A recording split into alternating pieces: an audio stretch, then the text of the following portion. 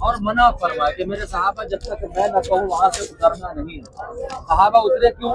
جب مسلمان دشمن پر بھاری پڑ گئے، حاوی ہو گئے، دشمن بھاگنے پر مجبور ہو گئے، انہیں لگا یہاں ہمیں شکست کا سامنا کرنا پڑے گا، ہم یہاں پر مارے جائیں گے، تو بہتر یہ ہے کہ جان بچا کے بھاگ جاؤ۔ جب دشمن بھاگ گئے، 50 صحابہ جو وہاں کھڑے تھے، دشمن جب بھاگے تھے تو کچھ مال چھوڑ کر بھاگے۔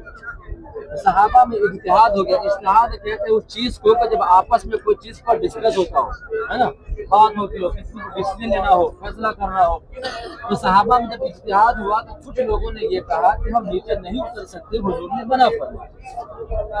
اور اترنے والے صحابی کہتے ہیں کہ ہماری کامیابی ہو گئی، دشمن بھاگ گئے ہیں، نیچے اتر سکتے، دونوں کی اپنی اپنی دلیل تھی۔ اترنے والے صحابی زیادہ تقریباً 40 کے قریب صحابہ اترنے والے تھے پہاڑ کے اوپر۔ صحابہ نیچے اترتے ہیں، خالد بن ولید اس وقت ایمان نہیں آیا، بہت بڑے صحابی گزرے، وہ احد پہاڑ کے اس کونے کی طرف مسلمانوں پر حملہ کرتا ہے، اور ایسا زوردار حملہ ہوا تھا، اس حملے کی وجہ سے یہاں پر 70 صحابہ شہید ہو گئے۔ وہاں پر ہم احترام نہیں کرتے، اب لوگ چڑھے ہوئے چڑھنے والے جو بھی دوسرے کنٹری کے لوگ ہیں، اپنے یہاں کے لوگ نہیں ہوتے، اپنے یہاں انڈیا ہو یا پاکستان میں وہاں کے لوگ کہتے نہیں چڑھتے۔ ادب احترام سمجھ ہمارے اندر ہے، ادب کیا ہے، احترام کیا ہے، بے ادبی کیا ہے، کیونکہ جنہوں نے اللہ رسول کے لیے اپنے جان کو فنا کر دیا وہ یہاں آرام فرمائے۔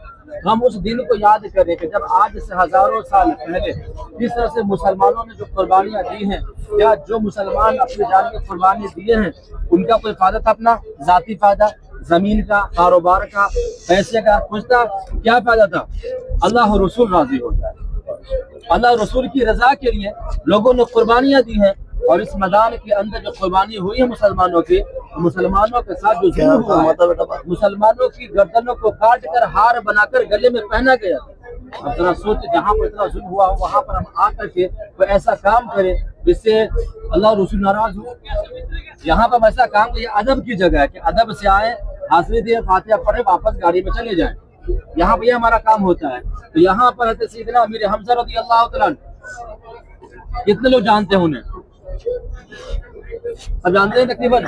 امیر حمزہ وہ شخصیت ہے، وہ ذات ہے کہ جو حضور صلی اللہ علیہ وسلم کے چہیتے چچا ہیں، جن سے حضور بے پناہ محبت فرماتے ہیں، ان کو یہاں پر شہید کیا گیا۔ جنگ بدر میں امیر حمزہ رضی اللہ تعالیٰ عنہ عتبہ کے مقابلے میں تھے۔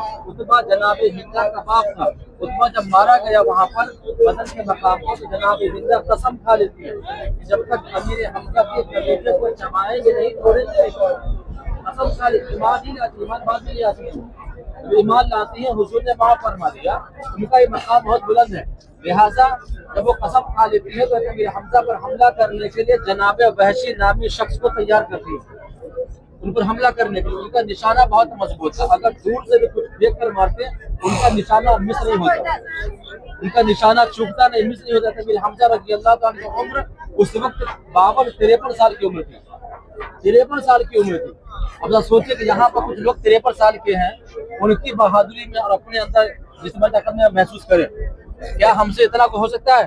53 سال کی عمر میں 32 کافروں کو واسطے جہنم فرما دیا، 32 کافروں کو انہوں نے مارا تھا، دونوں ہاتھ میں تلوار تھا۔ کیا کہتے ہیں کہ میں اللہ اور اس کے رسول کا شیر ہوں، یہ فرماتے دشمن کا مقابلہ کرتے۔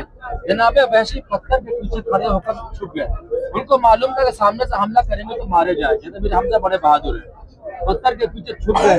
ایسا امیر حمزہ مقابلہ کر رہے تھے کہ اچانک جب موقع ملا، نیزہ پھینک کر امیر حمزہ کے نیزہ ناف کو جب لگا، آر پار ہو گیا، اس پار ہو گیا، شدید زخمی ہو گیا، زہر پھیلا۔ امیر حمزہ احد کے میدان میں شہید ہو گئے۔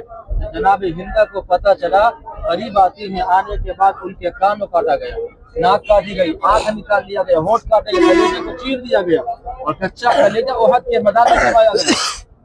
اب ذرا سوچے کہ حضور کے قلب اثر پر، حضور کے دل پر کیا گزری ہو۔ جب حضور کی نظر پڑی تو حضور بہت غمگین ہوئے، بہت مایوس ہوئے۔ صحابہ کہتے اتنا غمگین ہم نے حضور کو کبھی نہیں دیکھا، جتنا غمگین، جتنا مایوس حضور احد کے میدان میں ہوئے۔ ذرا محسوس کرے اس دن کو، جب صحابہ پر اس قدر ظلم ہوا، اگر وہ چیز ہمارے ساتھ ہو تو کیسے لگے؟ ساتھ ہوگا نا، درد کو محسوس کرے۔ زمانے میں جو مسلمانوں پر ظلم ہوا تھا، صحابہ کرام جو شہید ہو گئے، اللہ اور رسول کے نام پر جو انہوں نے قربانیاں دی ہیں، ان کا مقام بہت بلند ہے۔